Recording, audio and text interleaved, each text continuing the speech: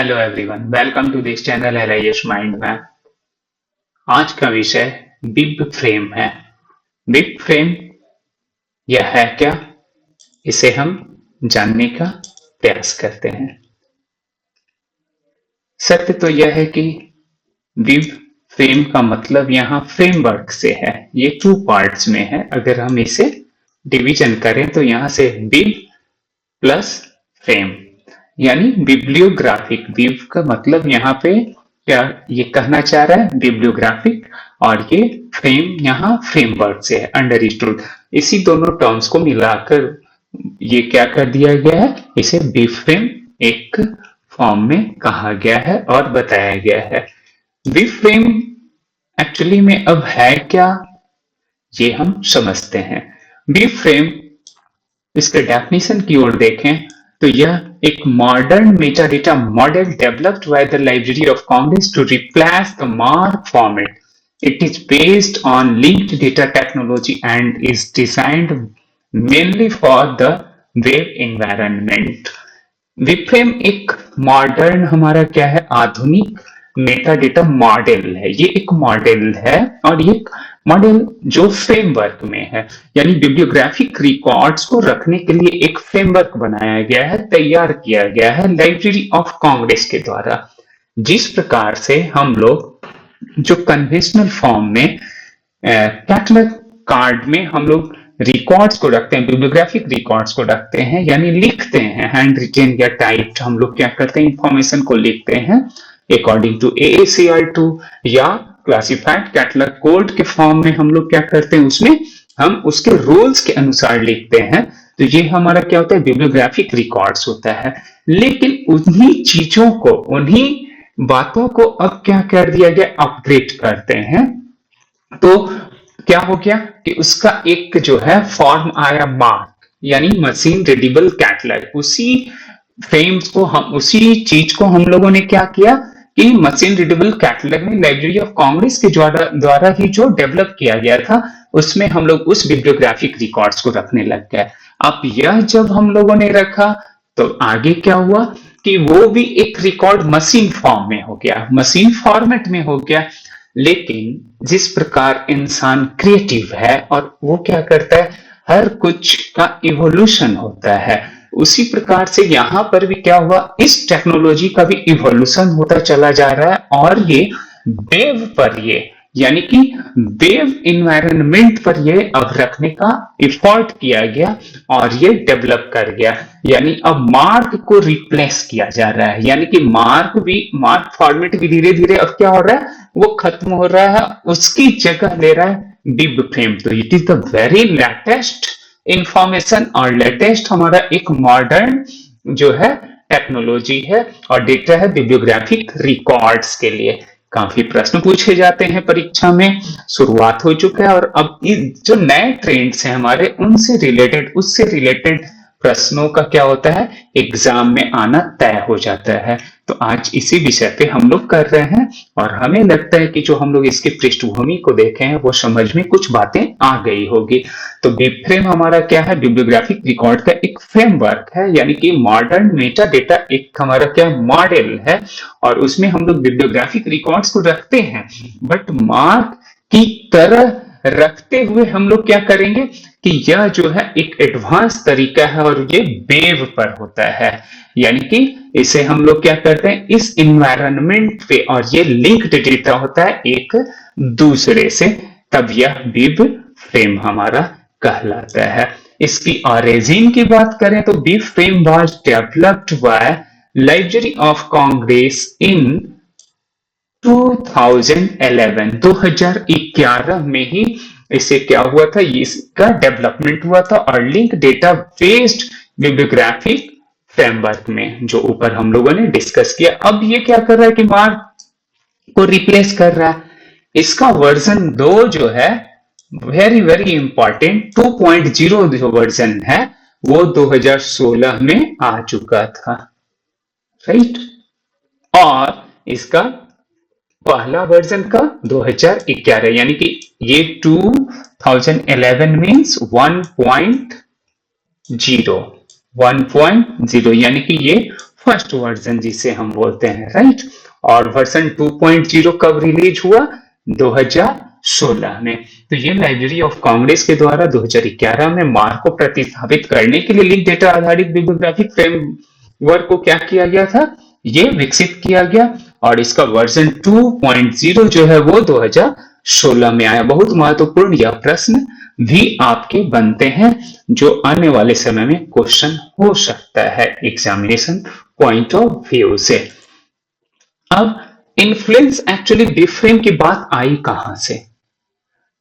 बिबफ्रेम actually में ये जो बिब्लियोग्राफिक फ्रेमवर्क है was strongly influenced by the FRBR conceptual model. तो ये एक मॉडल ही है एफआरबीआर। मैं पूर्व के वीडियो में इस पर डिस्कस भी किया हूं एफआरबीआर कि एफआरबीआर है क्या। चलिए अभी हम एक से दो सेंटेंस में उसे समझने का प्रयास करते हैं। देखिए बिबफ्रेम पर सबसे अधिक प्रभाव एफआरबीआर मॉडल का ही पड़ा है। सोचिए ये बिबफ्रेम भी जो आज का लेटेस्ट जो टेक्नोलॉजी है बिब्लियोग्राफिक रिकॉर्ड्स के लिए वह एफआरबीआर मॉडल से हमारा ये क्या हुआ है? बहुत प्रभावित हुआ है। Instead of single mark record, ये मार्क रिकॉर्ड भी नहीं, एक भी नहीं, सोचे जरा।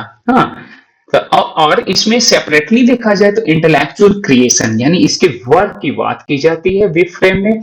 पब्लिकेशंस एंड कॉपी जो आइटम की बात करते हैं। तो यह जो रिकॉर्ड्स है इन रिकॉर्ड्स को जो है एफआरबीआर से इन्फ्लुएंस्ड किया गया और देखा गया इन्फ्लुएंस्ड हुआ है, राइट। अब ये एफआरबीआर क्या है हमारा, जिस पर हम लोगों ने पहले भी डिस्कस किया है। तो एफआरबीआर जो है functional requirements for bibliographic records, ये तो यूजीसी नेट का पूछा गया प्रश्न भी है। तो इसमें इसके फुल फॉर्म को हम लोगों ने देखा कि ये क्या है हमारा एफआरबीआर। तो ये functional requirements for bibliographic records. It is a conceptual model that explain the bibliographic universe using entities, attributes and relationships।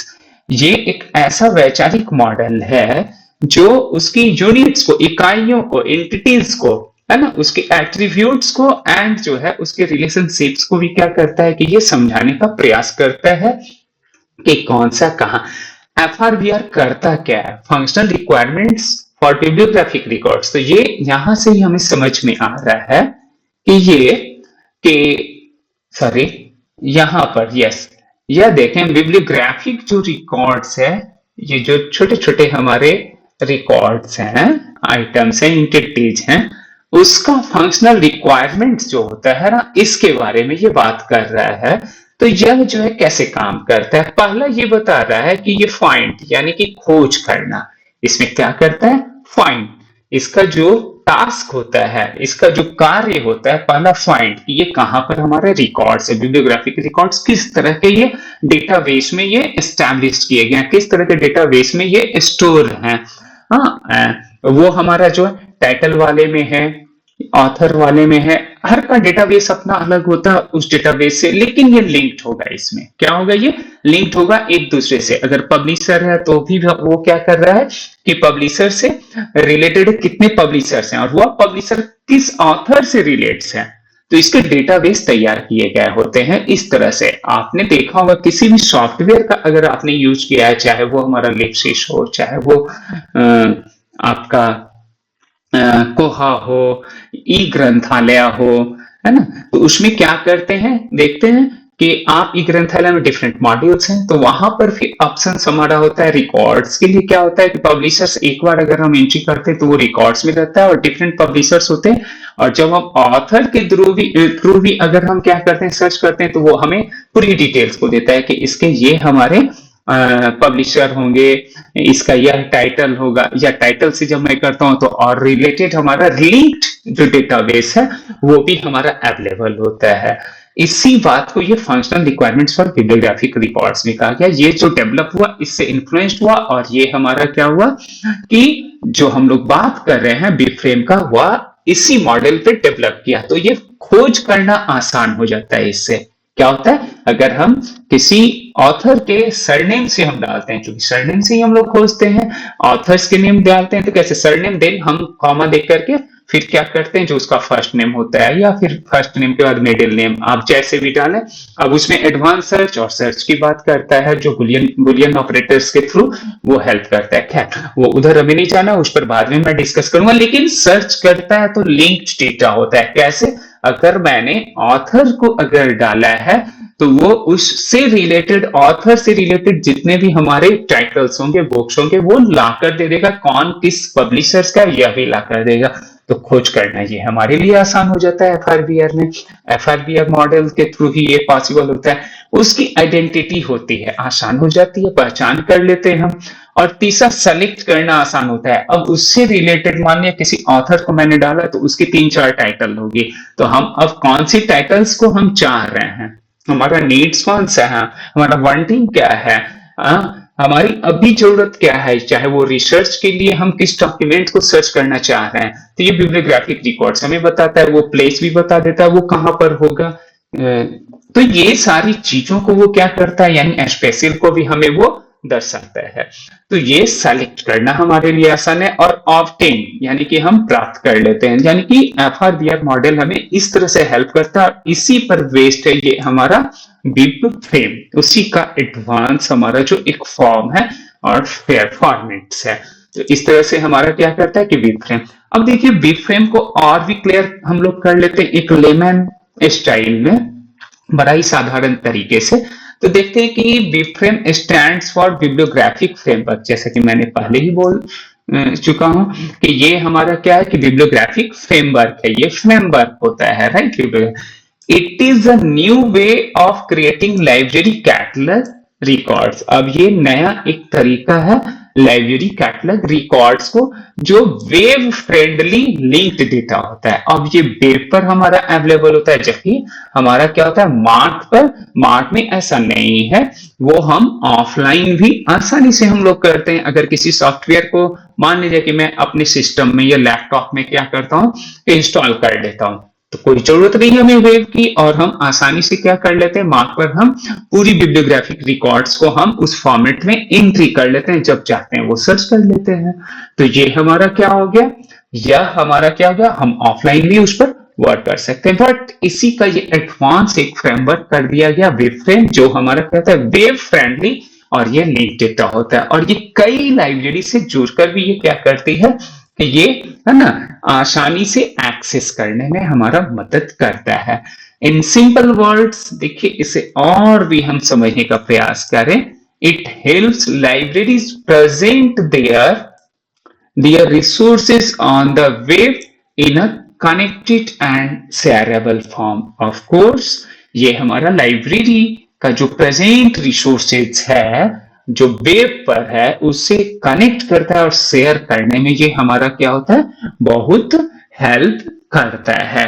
तो यह हमारे लिए बड़ा ही एक कितना इंपॉर्टेंट और लाभकारी है, हम समझ सकते हैं बिब फ्रेम, और प्रेजेंट के लिए कितना हमारे लिए एक वरदान भी है। The transmission to BIBFRAME is web oriented reorganisation of cataloguing content. तो ये क्या करता है कि रीऑर्गेनाइज भी करता है कैटलॉगिंग कंटेंट्स को, ऑफ कोर्स करेगा ये, है ना। जितने भी हमारे कंटेंट्स हैं कैटलॉग के, यानी बिब्लियोग्राफिक रिकॉर्ड्स के, वो रीऑर्गेनाइज भी करता है। क्रिएटेड अंडर आरडीए, किसके अंतर्गत, ये आरडीए रिसोर्स डिस्क्रिप्शन एक्सेस, जिस पर मैंने पूर्व में भी इस टॉपिक पर भी मैंने डिस्कस किया है एक, तो ये क्या हो गया कि आरडीए के under, right. Not merely technical repackaging of the MARC record, इसके अकॉर्डिंग नहीं, यानी बिब फ्रेम की ओर पूर्ण कहते हैं कि परिवर्तन केवल जो है मार्क रिकॉर्ड का तकनीकी पुनः पैकेजिंग नहीं है, बल्कि आरडीए आधारित कैटलॉगिंग कंटेंट डेटा को वो क्या करता है, वेब अनुकूल नए रूप में पुनर्गठित करने की प्रक्रिया है। तो वेब अनुकूल यानी कि वेब पर ये हमारा, राइट। इसे क्लियर कंसेप्ट करने के लिए अब सभी को हम लोग थोड़ी बारीकी से देख लें, तो यहां से बड़ा अच्छे ढंग से हम सभी लोग क्लियर हो सकते हैं। देखिए मार्क 21 क्या करती है, एक तरह से ये कंपैरेटिवली है, हम लोग यहाँ पे एक कह रहे हैं कि स्क्रीनिंग कर रहे हैं कि mark 21 is a traditional record based cataloguing format used in libraries. तो ये ट्रेडिशनल है जो चला आ रहा है, रिकॉर्ड बेस्ड कैटलॉग है यानी कि कैटलॉग के फॉर्मेट के अकॉर्डिंग, राइट। इस पर हमारा बिब्लियोग्राफिक रिकॉर्ड्स होता है किसी भी डॉक्यूमेंट का, कॉमन सा है। आरडीए अब क्या हो गया कि मॉडर्न सेट ऑफ कैटलॉगिंग हो गया, जैसे AACR2 का ही एडवांस फॉर्मेट ये हमारा क्या हो गया, रिसोर्स डिस्क्रिप्शन एक्सेस हो गया। तो ये जो कैटलॉगिंग रूल्स है उसी का मॉडर्न सेट है, राइट।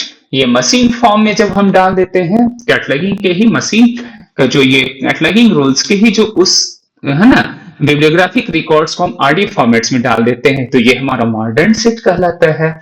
और ये हमारा डिस्क्राइब करता है रिसोर्सेज को, यानी जो भी हमारा डॉक्यूमेंट्स है, रिसोर्सेज मतलब वहां उसके बिब्लियोग्राफिक रिकॉर्ड से ये बता रहा है।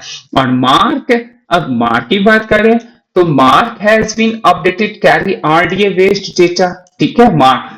सो library can still use MARC while applying RDA. अभी वर्तमान में क्या कर रहा है, आरडीए है ना जो हमारा है उसको अप्लाई कर रहा है, राइट।